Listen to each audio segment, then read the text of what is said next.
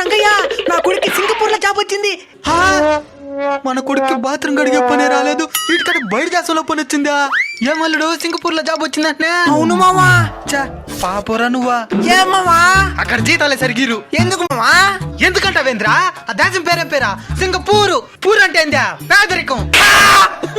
నిజమే మావా. అయినా మొత్తం సర్దైనా ఫ్లైట్ టైం అయిపోతున్నది, పదా. నేను పోను. ఏమైనా సింగపూర్ అంటే పూర్ దేశం అంట కదా.